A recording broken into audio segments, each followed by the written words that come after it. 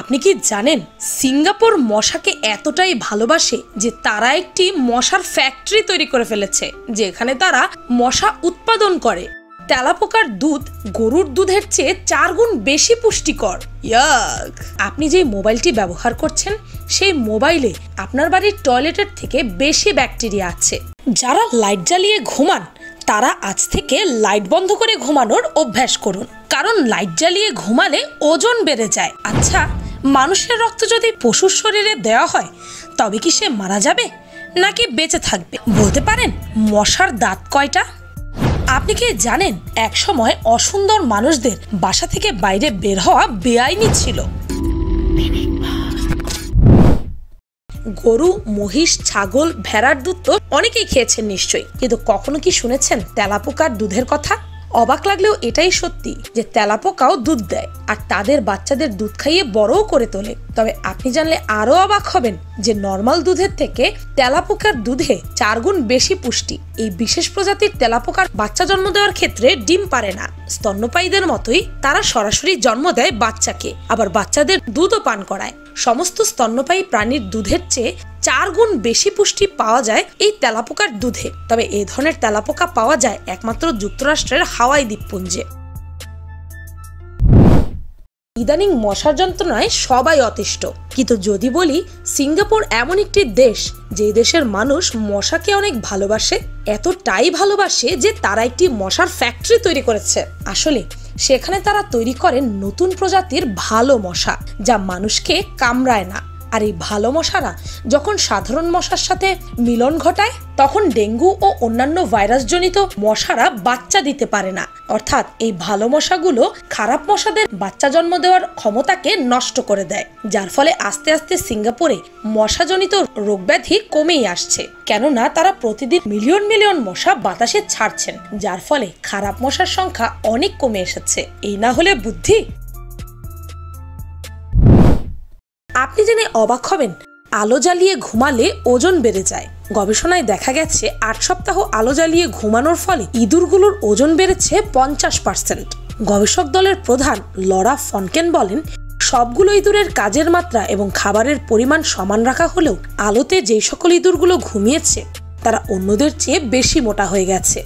যেসব ইঁদুরকে 16 ঘন্টা দিনের আলো এবং 8 ঘন্টা মৃদু আলোতে রাখা হয়েছে তাদের ওজন বেড়েছে 12 গ্রাম। অন্যদিকে যেগুলোকে 16 ঘন্টা দিনের আলো এবং 8 ঘন্টা অন্ধকারে রাখা হয়েছিল তাদের ওজন বেড়েছে 8 গ্রাম করে। এমনটা কি কখনো ভেবেছেন যে আপনার চারদিকে শুধু সুন্দর মানুষের চলাচল থাকবে, অসুন্দর কোনো মানুষ ঘর থেকে বের হতে পারবে না বা কোথাও যেতেই পারবে না? শুনতে অবাক লাগলেও এমনটাই ঘটেছিল। 1974 সাল পর্যন্ত আমেরিকার শিকাগোতে অসুন্দর মানুষদের বাইরে বেরোনো বেআইনি ছিল। ছোটবেলা থেকে আমরা শুনে এসেছি সকালবেলা আমাদের ব্রেন বেশি ভালোভাবে কাজ করে, কিন্তু আপনি জানলে অবাক হবেন যে সকালবেলার চাইতেও আমাদের ব্রেন বেশি কাজ করে তখন যখন আমরা গোসল করি। হ্যাঁ, আপনি একদম ঠিক শুনেছেন। মনোবিজ্ঞানের একটি গবেষণায় দেখা গেছে যে 72% মানুষ তাদের বেশিরভাগ ক্রিয়েটিভ আইডিয়া গোসলের সময় পেয়েছিল। যুগের সঙ্গে সঙ্গে মানুষের জীবনধারারও পরিবর্তন হচ্ছে প্রতিনিয়ত। ঠিক এইভাবেই জন্ম নিয়ন্ত্রণেও এসেছে নতুনত্ব। এখন বিভিন্ন পদ্ধতিতে ও সহজভাবে জন্ম নিয়ন্ত্রণ করার নিয়ম তৈরি হয়েছে, কিন্তু প্রাচীন যুগে জন্ম নিয়ন্ত্রণ এতটা সহজ ছিল না।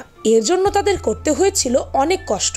আপনি জেনে অবাক হবেন প্রাচীনকালে চীনে গর্ভধারণ এড়াতে অদ্ভুত এক পদ্ধতি অবলম্বন করা হতো, আর সেটা হচ্ছে তেল আর পারদের মিশ্রণ পান করা।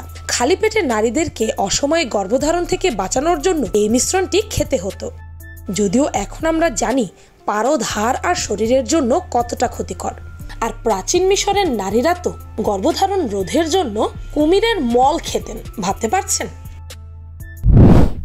পৃথিবীতে কতই না অদ্ভুত আইন আছে, তবে আপনি বায়ু ছাড়ার আইনের মতো অদ্ভুত আইন বোধহয় আর কখনোই শোনেননি। এবার পাত দেওয়ার জন্য আইন মানতে হবে আপনাকে। যুক্তরাষ্ট্রের ফ্লোরিডার বাসিন্দা যদি হন আপনি, তবেই আপনি হয়তো রাস্তায় আছেন, পেটে প্রচন্ড বাতাসের চাপ, বায়ু ছাড়তে হবে। ঠিক আছে, ছাড়ুন, তবে তার আগে ঘড়িটা দেখে নিন। কেননা বিকাল 5:59 মধ্যে এই কর্মটি করা যাবে না, কারণ যুক্তরাষ্ট্রের ফ্লোরিডার 6টা থেকে পাবলিক প্লেসে বায়ু ত্যাগ করা অপরাধ। ভুলেও যেন সেখানে বায়ু ত্যাগ করতে যাবেন না। একেবারে প্রয়োজন পড়লে ঝাইরা দৌড়ান। রক্ত লাগবে, রক্ত পাওয়া গেল না। সেই রক্তের পরিবর্তে যদি তার শরীরে মানুষ ব্যতীত অন্য কোনো প্রাণীর রক্ত প্রবেশ করানো হয় তাহলে কি হতে পারে? এই রক্ত কি তার কাজে দেবে? লোকটি কি আদৌ বেঁচে থাকবে নাকি মারা যাবে? পৃথিবীতে প্রথম সফল রক্ত সঞ্চালন হয়েছিল পশুর দেহে। রিচার্ড লওয়ার নামে এক ব্রিটিশ চিকিৎসক 1665 সালের মাঝামাঝি সময় একদিন দেখতে পেলেন একটি কুকুর রক্তক্ষরণ হয়ে মারা যাচ্ছে প্রায়। তিনি তখন ওই কুকুরটিকে বাঁচাতে অন্য একটি কুকুরের ধমনী থেকে সরাসরি রক্ত সঞ্চালন করান, আর সে যাত্রায় কুকুরটি প্রাণে বেঁচে যায়। এতে চিকিৎসকরাও ভেবে বসলেন এভাবে রক্ত সঞ্চালনের মাধ্যমে প্রাণ বাঁচানো সম্ভব। তখন তারা ফাউন্টেন পেনকে সুচ হিসেবে ও সিলভার পাইপকে রক্ত সঞ্চালক হিসেবে ব্যবহার করে রক্ত সঞ্চালন শুরু করলেন। কিন্তু তারা একটি ভুল করে বসলেন। তারা জানতেনই না যে মানুষ ব্যতীত অন্য কোনো প্রজাতির প্রাণীর রক্ত মানুষের দেহে কার্যকর হবে না। এই রক্ত সঞ্চালন পদ্ধতি ব্যবহার করে তারা একটি অবুঝ প্রাণীর রক্ত মানুষের শরীরে সঞ্চালন করতে শুরু করলেন। ফলস্বরূপ মানুষের মৃত্যু হতে লাগলো। এই পদ্ধতির প্রয়োগ তখনই বন্ধ হয়ে যায়। মানুষের দেহে কেবলমাত্র মানুষের রক্তেই প্রবেশ করানো যাবে, অন্য প্রাণীর রক্ত মানব দেহে কাজ করবে না। তবে মজার ব্যাপারটি হচ্ছে মানুষ চাইলেই অন্য পশুদের জন্য ব্লাড ডোনেট করতে পারে, কেননা মানুষের রক্ত পশুদের কাজে লাগে। বলুন তো মশার কয়টি দাঁত? মশার দাঁত মোট 47টি। কি বিশ্বাস হচ্ছে না?